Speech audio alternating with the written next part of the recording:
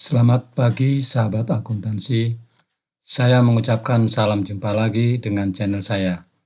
Pada video ini saya akan membahas mengenai penyesuaian akun deferral. Sebelum saya lanjutkan video ini, bagi yang baru bergabung dan suka dengan channel ini, saya silahkan subscribe. Tekan loncengnya agar dapat video terbaru saya.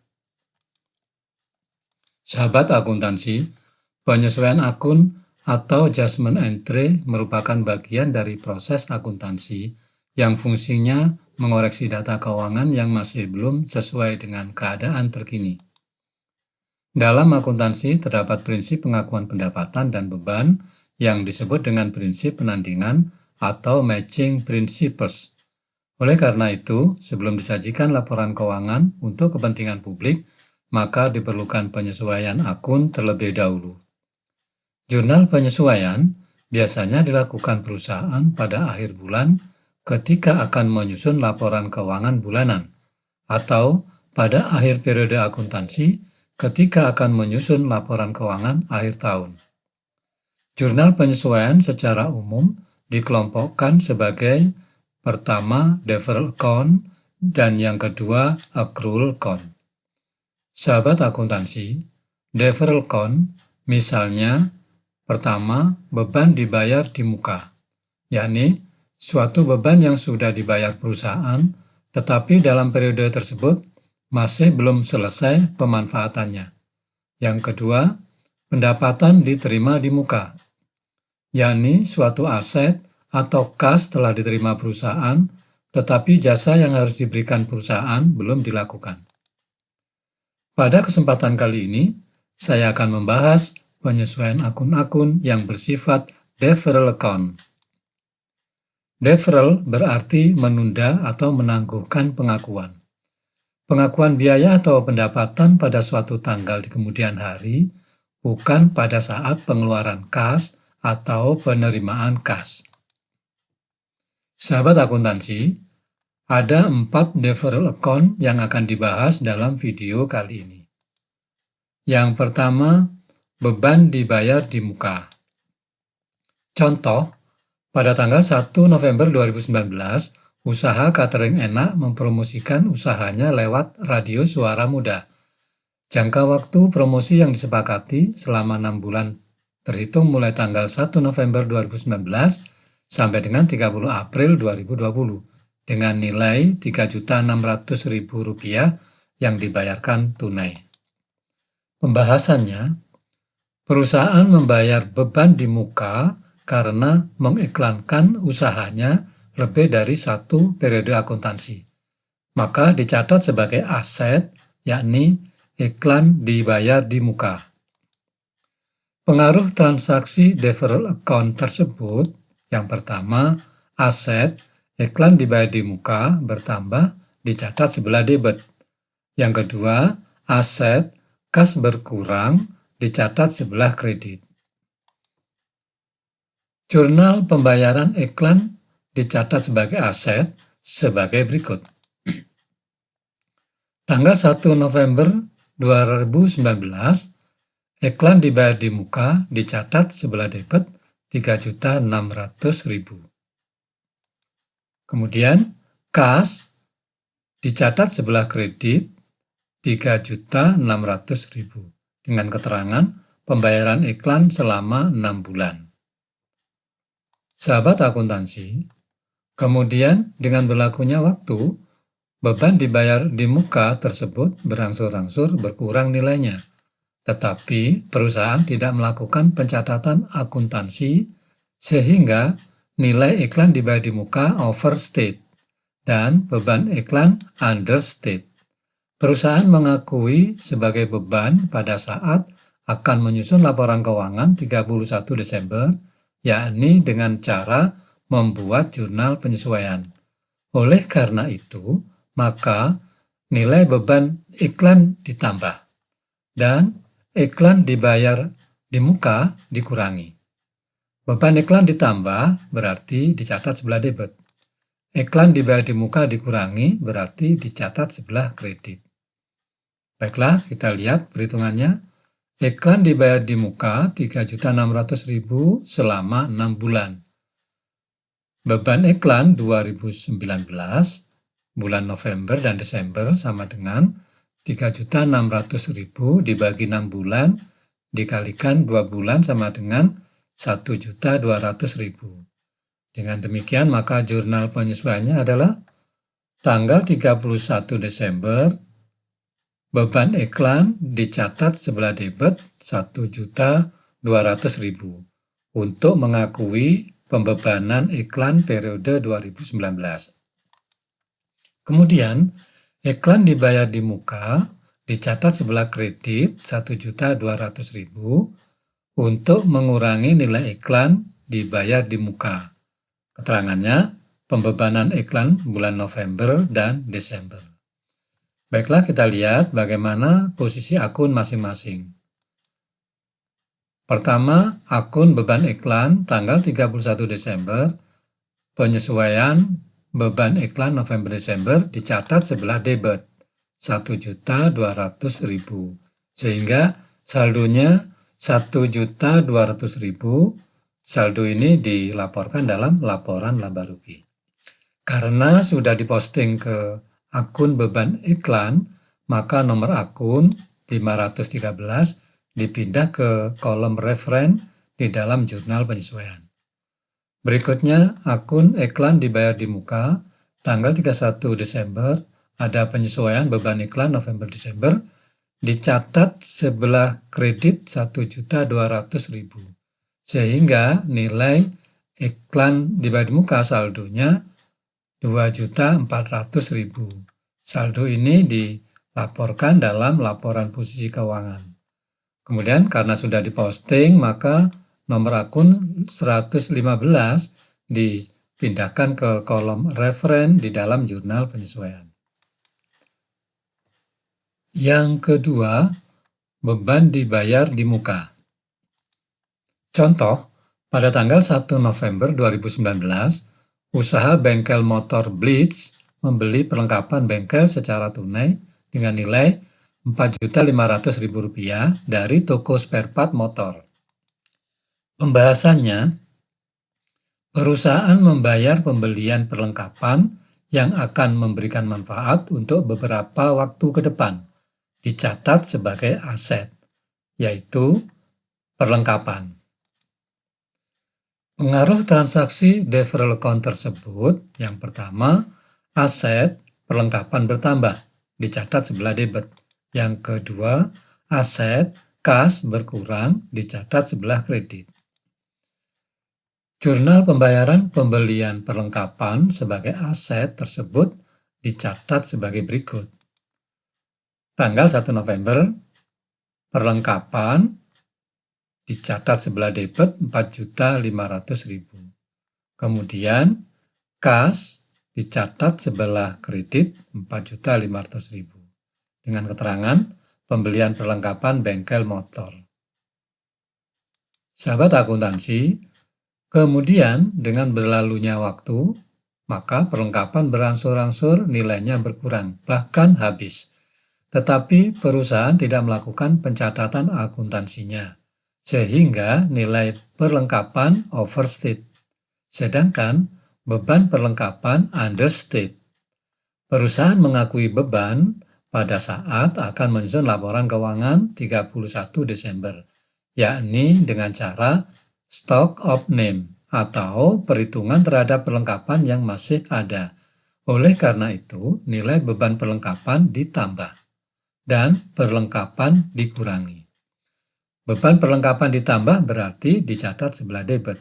Kemudian perlengkapan dikurangi berarti dicatat sebelah kredit. Baiklah, kita hitung. Perlengkapan yang telah dibeli nilainya 4.500.000. Sisa perlengkapan yang masih ada ketika dilakukan stock of name per 31 Desember 2019 nilainya 1.500.000. Sehingga beban perlengkapan yang dipakai 3 juta. Dengan demikian maka jurnal penyesuaiannya tanggal 31 Desember beban perlengkapan dicatat sebelah debit 3 juta untuk mengakui beban perlengkapan periode 2019. Kemudian perlengkapan dicatat sebelah kredit 3 juta untuk mengurangi nilai perlengkapan. Baiklah, kita lihat posisi akun masing-masing. Pertama, beban perlengkapan tanggal 31 Desember, penyesuaian perlengkapan debit 3 juta, sehingga nilainya saldonya 3 juta.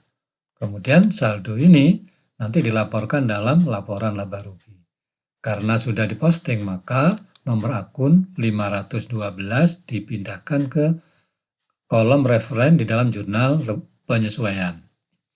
Kemudian akun perlengkapan tanggal 31 Desember, keterangan penyesuaian perlengkapan dicatat sebelah kredit 3 juta, sehingga saldo akun perlengkapan sekarang 1.500.000.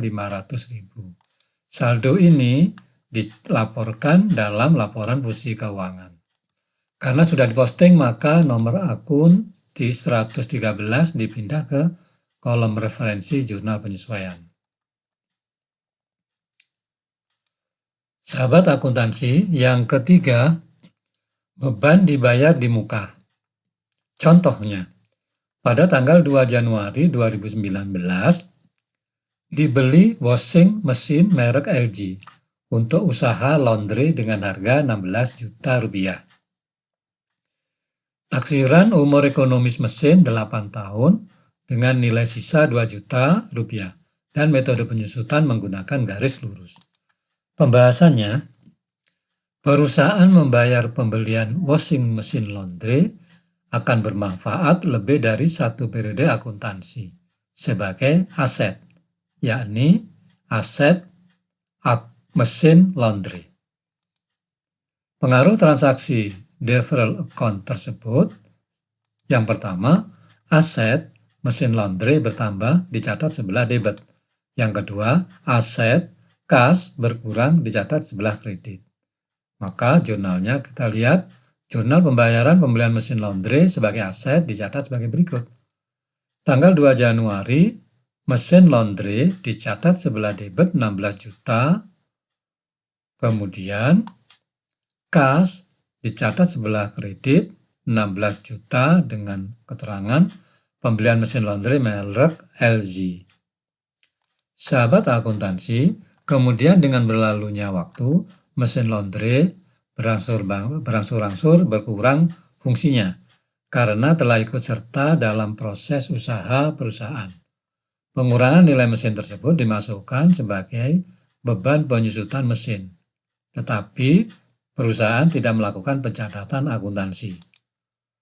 Pengakuan sebagai beban penyusutan dilakukan pada saat akan menyusun laporan keuangan, yakni dengan cara membuat jurnal penyesuaian. Oleh karena itu, nilai mesin laundry dikurangi dan beban penyusutan mesin ditambah. Beban penyusutan mesin ditambah artinya dicatat sebelah debit. Mesin laundry dikurangi artinya dicatat sebelah kredit. Baiklah, kita hitung terlebih dahulu.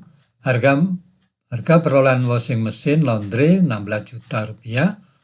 Umur ekonomis 8 tahun dengan nilai sisa 2 juta, sehingga beban penyusutannya 16 juta dikurangi 2 juta dibagi 8 tahun sama dengan 1.750.000. Maka jurnal penyesuaiannya adalah tanggal 31 Desember, beban penyusutan mesin laundry sebelah debit 1.750.000 untuk mengakui beban penyusutan mesin laundry periode 2019. Kemudian akun penyusutan mesin laundry dicatat sebelah kredit 1.750.000 untuk mengakui pengurangan nilai mesin laundry. Kemudian kita lihat posisi akun beban penyusutan tanggal 31 Desember, penyusutan mesin laundry sebelah debit 1.750.000 sehingga saldo beban penyusutan 1.750.000. Maka nilai ini dilaporkan dalam laporan laba rugi. Karena sudah diposting, maka nomor akun 514 dipindah ke kolom referensi dalam jurnal penyesuaian. Berikutnya adalah akun akumulasi penyusutan mesin laundry. Tanggal 31 Desember, penyesuaian penyusutan mesin laundry dicatat sebelah kredit 1.750.000, sehingga saldonya sekarang 1.750.000 dilaporkan dalam laporan posisi keuangan.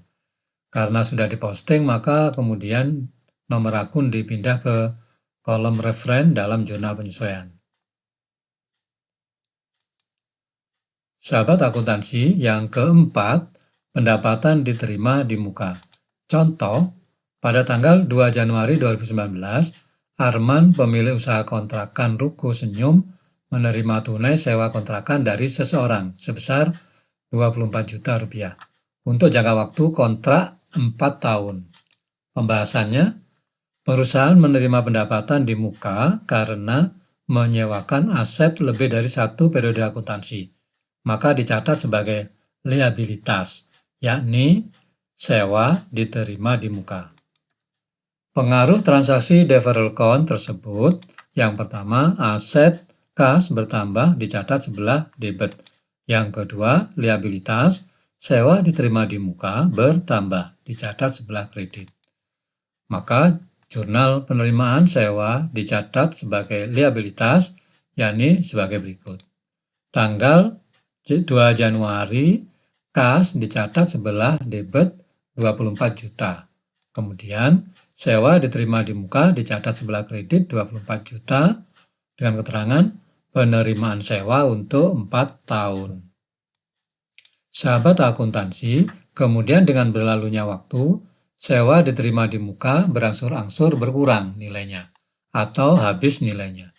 Tetapi perusahaan tidak melakukan pencatatan akuntansinya sehingga nilai pendapatan sewa understated dan sewa diterima di muka overstate. Perusahaan akan mengakui pendapatan pada saat akan menyusun laporan keuangan 31 Desember, yakni dengan cara membuat jurnal penyesuaian. Oleh karena itu, nilai sewa diterima di muka dikurangi dan nilai pendapatan sewa ditambah. Pendapatan sewa ditambah berarti dicatat sebelah kredit dan sewa diterima di muka dikurangi berarti dicatat di sebelah debit. Kita hitung nilai pendapatan diterima di muka untuk waktu 4 tahun 24 juta rupiah, sehingga pendapatan sewa 2019 sama dengan 24 juta dibagi 4 tahun sama dengan 6 juta. Maka jurnal penyesuaiannya tanggal 31 Desember, sewa diterima di muka dicatat sebelah debit 6 juta untuk mengurangi nilai sewa yang diterima di muka. Kemudian pendapatan sewa dicatat sebelah kredit 6 juta untuk mengakui pendapatan sewa. Keterangannya pendapatan sewa periode 2019. Baiklah, kita lihat posisi akun sewa diterima di muka. Tanggal 31 Desember penyesuaian beban sewa dicatat debit 6 juta. Sehingga saldo sewa diterima di muka sekarang 18 juta. Saldo ini dilaporkan dalam laporan posisi keuangan. Karena sudah diposting, maka nomor akun 213 dipindah ke kolom referen dalam jurnal penyesuaian. Berikutnya, akun pendapatan sewa. Tanggal 31 Desember dengan keterangan penyesuaian pendapatan sewa periode 2019 dicatat sebelah kredit 6 juta sehingga saldonya akun pendapatan sewa 6 juta kemudian dilaporkan nanti dalam laporan laba rugi. Karena sudah diposting maka nomor akun 411 dipindah ke kolom referen dalam jurnal penyesuaian.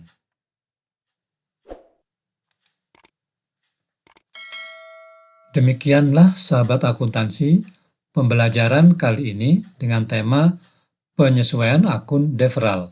Semoga pembahasan ini bermanfaat. Silahkan share video ini ke sahabat akuntansi yang lain agar video ini bermanfaat bagi orang banyak. Saya akhiri dan sampai jumpa lagi.